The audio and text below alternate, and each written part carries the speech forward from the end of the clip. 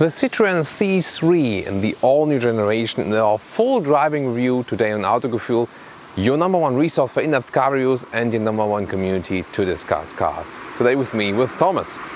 We're going to take a detailed look on the exterior here with the Shine trim level, the interior with Metropolitan Grey, you know, a different choice available, very interesting I can promise you, and today also driving this with a petrol engine and an automatic gearbox for a small vehicle. Really interesting insight here today for you, and of course you'll join us in full HD, full screen and full length. Let's go!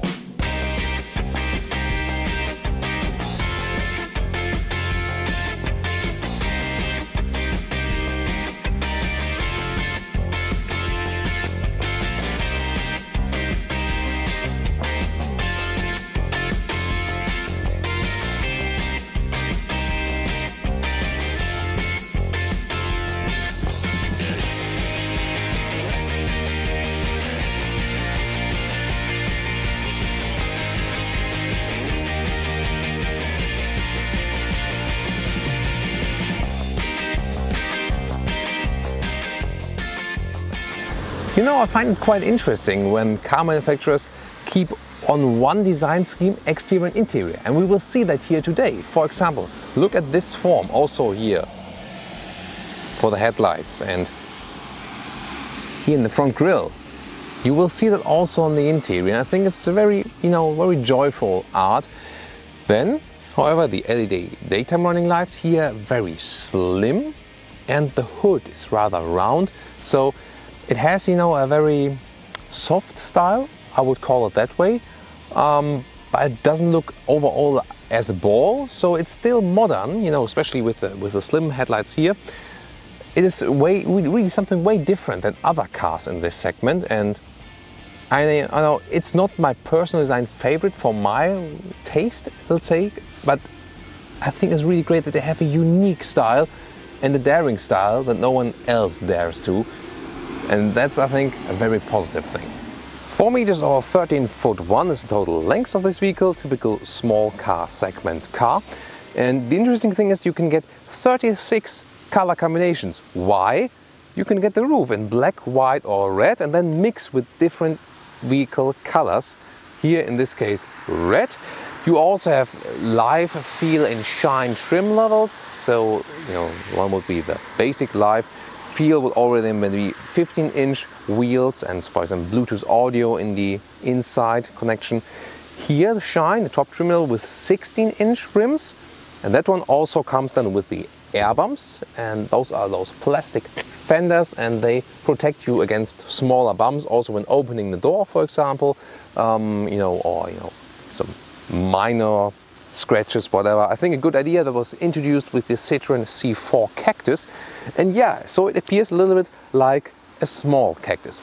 Prices, by the way, taking German prices for reference, starting 12,000 euros and going up, with the engines and trim levels, up to 21,000 euros. So still affordable. I think it's so important that we still have affordable cars. We also, review those luxury cars and stuff, but even more important to me are really the cars that are also affordable for more people. Then this silhouette here, everything is kept rather round here, not too many design lines. You can play with color, that's for sure. And also this, it's not exactly crossover style, but also just the plain plastic fenders. They really think, in a way, let's make it easy for the customer, not too expensive. Also thinking about scratches, thinking about car life in Paris. And then you know why they're using this. And finally the rear, again a round shape, a friendly shape, also again with design repetition, from those special forms they picked here inside the taillights. Lower part again plastic, so you don't need any air bumps here, and then you won't have any problems for small scratches. And when you are living in Paris, you know how people park in and out there, not foreseeing all the rear view camera we have optional in here. They park on the feeling, so they hear it or feel it when they touch another vehicle. And if two Citroen C3 would touch each other, not so much would be happening. That's the secret here. The hatch, sometimes you have to press it a little bit harder here, and then it opens like this. And of course we will soon also take a look inside the trunk.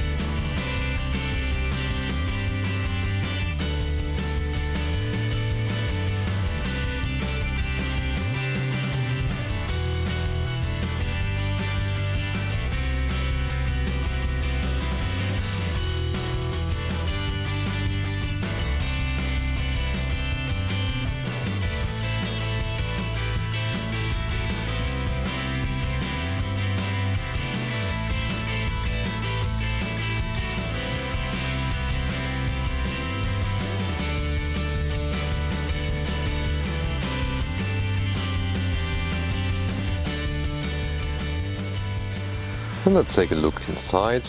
Interesting idea is also that the air bump structure is repeated on the inside on the hard pad plastic. You know, this is not that good from a building quality, but then we got so many nice ideas, like here on the inside of the doors with the Scandinavian fabric style.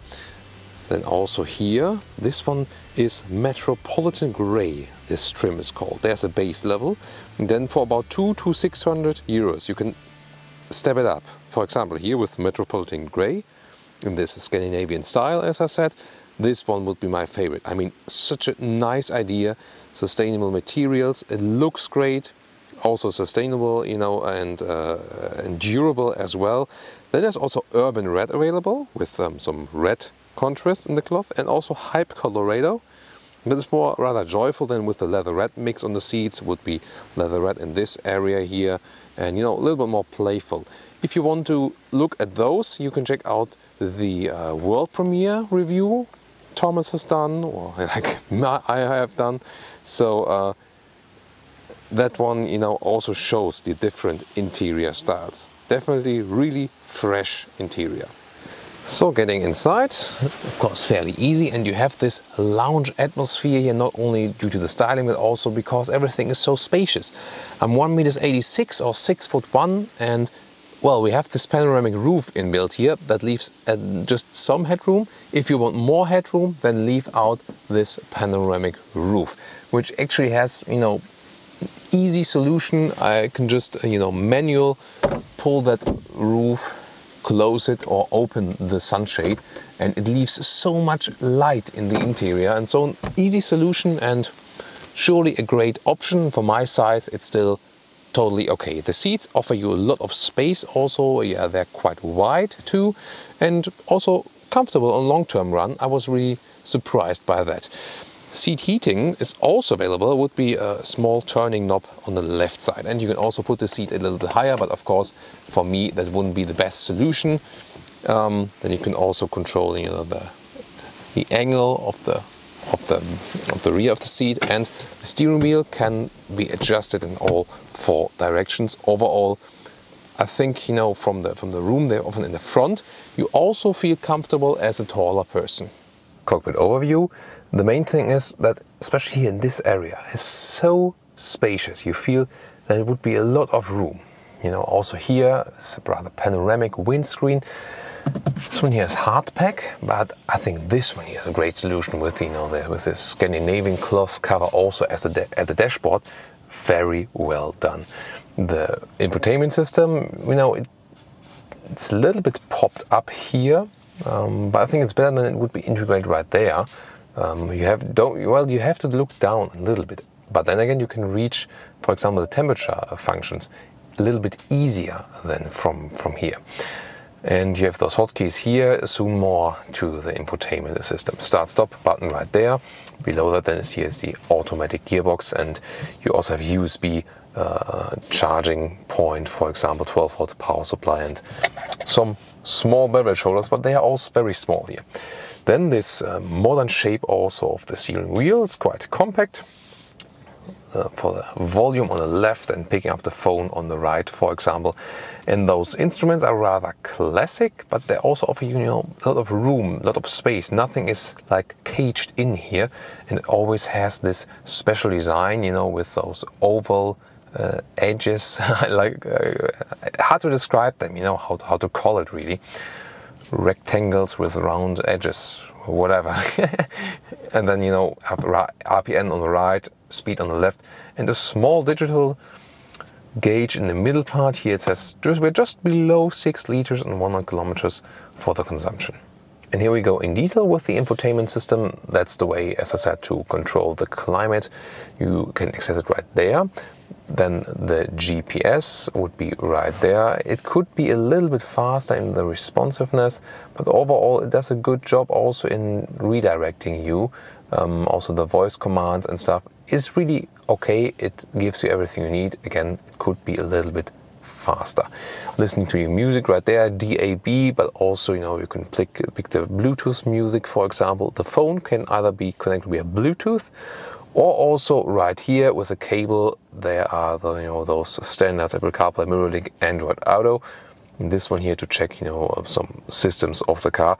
It's kept relatively simple and intuitive, so overall I think it's really okay. Here the USB port in neutral, and below that there's a sport mode.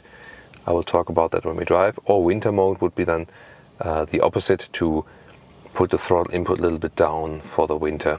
And then in front of that you can also see that's how you control the automatic. I think that's a little bit old school. I mean, the stick itself from design is up to date, modern, but you can't just pull it backwards. You have to, not like this, but like the staircase, and I think that should be, a little bit more modern, a little bit easier. The glove box is, not that wide, but still some space in there, and also inside of the doors. You cannot really put something upright there, but at least lay something there. And again, I like those handles from the inside, inspired by vintage luggage design. This one here from leather red also, so a really good idea to spice the car up. Well, about the rear, you have great looks through the panoramic roof from the rear, but then that's about it, because as a tall person I can't sit here. And I mean, it's really a small car in the small car segment. That's really good. Also for city driving, that helps you, but it's not really, to transport adults. I also hit my head here at the ceiling, so there have to be small drivers in the front and small people here on the rear bench. Again, it doesn't have to be that bad. If you want a small car and you don't want it for 4 person, you want it really for like 1 or 2. And it doesn't matter that much. But just that the rear bench, at least for adults, you can rather forget it. To flip the seats, you have to do it here from the inside, from the rear bench. At the very top there at the corner, you have to press a button and you can have this 2/3, 1/3 split. And that's how it looks like from the trunk. There's also a bag inside to display the space you have. The 1/3 could also be flipped. There's a small step here, small loading sill, overall well usable. Too bad that you cannot flip the front seat, the right front seat, all the way to the front. That's not possible. And of course this cover here you can always easily remove. About engines, 3-cylinder petrol engines, 68 or 82 horsepower naturally aspirated, or here today the 110 horsepower turbo, the strongest engine. And then there are also diesels available with 75 or 99 horsepower. Here also together with the automatic transmission, so the top engine, the fastest one, the most fun. But for only city driving you could also go with the small naturally aspirated petrol engine. So let's go driving. You see, the acceleration is quite fine. It's the fastest engine here for this very small vehicle. And just to, give you some figures about that one.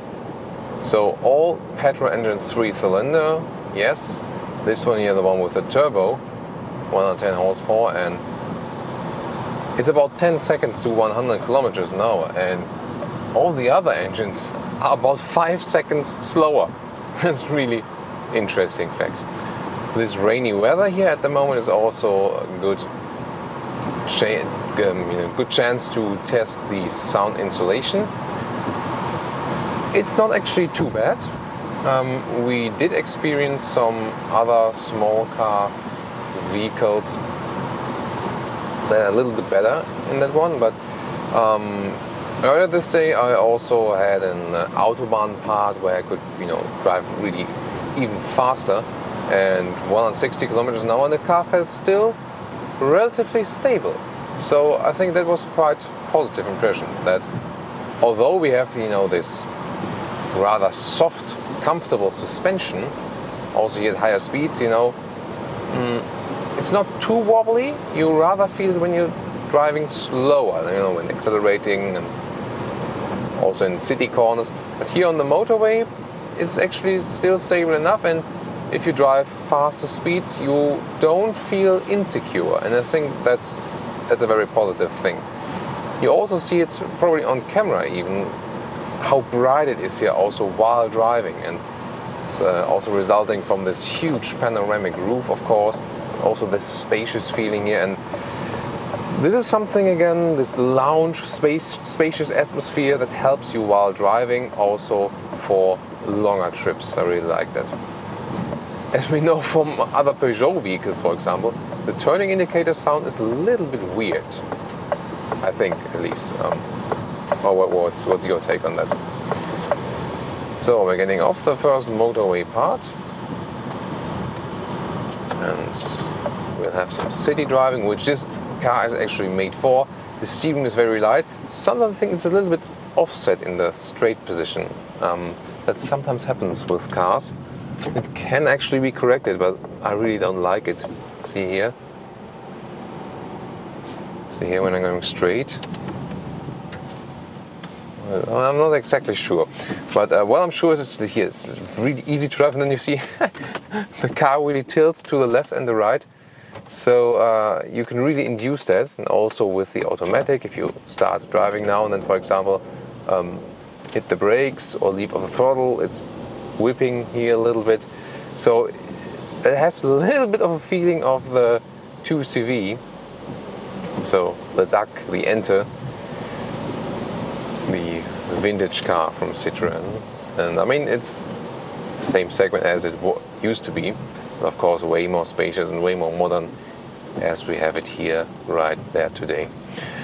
The automatic gearbox is a true converter gearbox, and I'm quite satisfied with it. You do feel the shifting procedure. Yeah, you do feel that. So it is rather smooth. So no problem with that. And if you want to invest the money, if you have the money for it, I think it's a good choice to go for, because it gives you a lot more relaxation when being on the road. So it does. Guys, watch us. Sometimes we have funny situations where people watching us, and I don't really realize it, but you do when you have seen it on different cameras. So I think really relaxing to drive with the automatic gearbox. For a small car segment, it's not really common, especially not in Europe. Mostly, wanted to save some money and go for the manual gearbox. But at least you have the possibility to go for that, and I think it's a good choice, definitely. So far in the small car segment, Citroen offered a lot of those automated manual suspensions where you had to let go of the throttle to be able to shift smoothly. So otherwise it was like the shifting growth if you left the foot on the throttle. But here with this one, it was really good.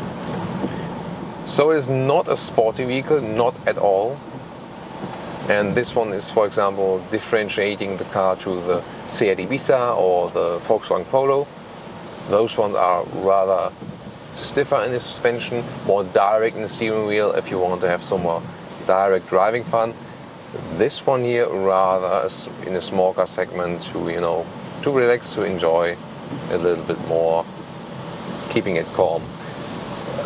Therefore, you could also argue that you might just end up with the normal naturally aspirated engine, 3-cylinder petrol engines, which are a little bit less in horsepower.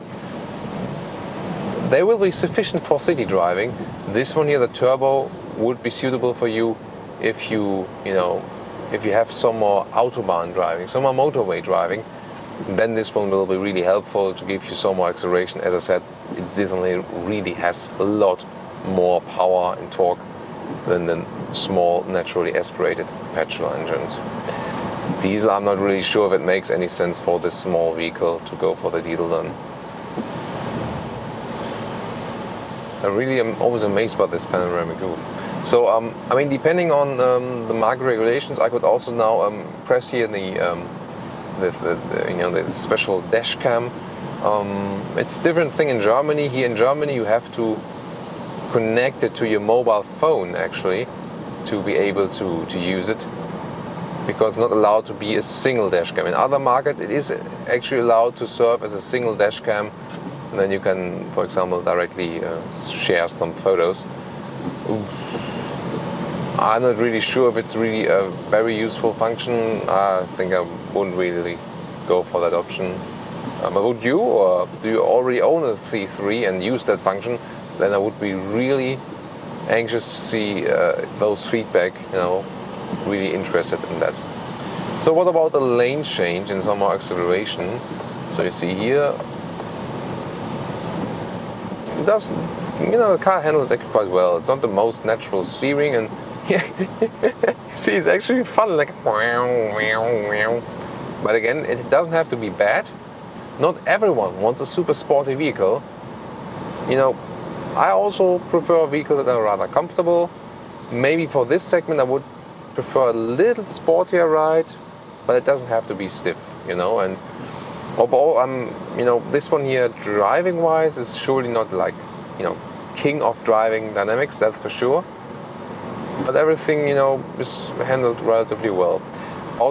Controlling the temperature while you're driving, by the way, if you have the climate unit already accessed, then, you know, it's not too hard.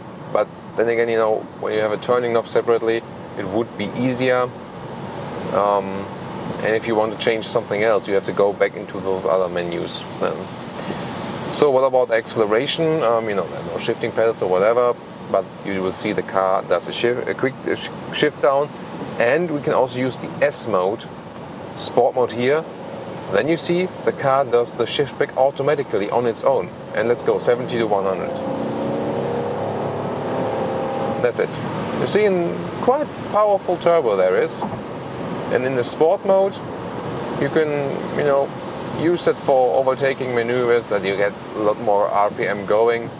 So the car shifting up later and down earlier again. So you're always being kept in lower gears and you're always at higher RPM. Usually you just go back to the normal mode and this small s disappears, car shifts up, and then you can also just stay in this highest gear now at 100 kilometers an hour, 6th gear. EAT6 is the abbreviation for this automatic converter gearbox. You also have a cruise control available. We have it set here in this vehicle. So there's a special column below the turning indicator, and it works pretty well. It's not an adaptive one though, so we can set just this cruise control and then cruise this motorway. So especially when you compare it to the predecessor, really good improvements they have made overall. The car itself feels definitely worthier in every respect. So, and then we'll get off the motorway, and I mean, of course, I will not drive too fast with those road conditions, with the rain and stuff. And seems the sky is opening up in the far away area. Let's see if we get lucky later a little bit. You know, have to be careful. 60 kilometers an hour in this corner now. Yeah, you know, it's not really fun to move the vehicle fast. So for this lounge relaxing ride, that's a good small car then for you. So cruise control now to 50 for the city drive, or reaching the red traffic light. That happens, you know. I think we've given you a lot of different insight from different driving parts of this vehicle. The engine could be a little bit more silent, especially, you know, when standing still. At the moment there's a start-stop function, but when I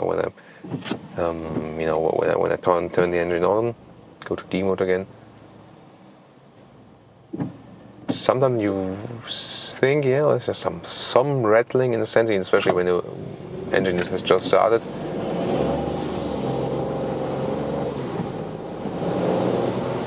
So maybe the insulation could be a little bit better. But other than that, you know, some small points, they are sure to, you know, you can still improve. But overall, I think, you know, a good driving feeling in this car is portraying, and really helps, you know, that all the character they brought into the car is basically kept also while driving. And now to our conclusion for today, Citroen C3 in the all-new generation.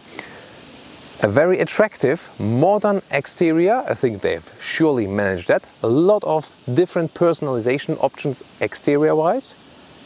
Also, and especially in the interior, I think they have so many good, fresh solutions for the interior. I really love that.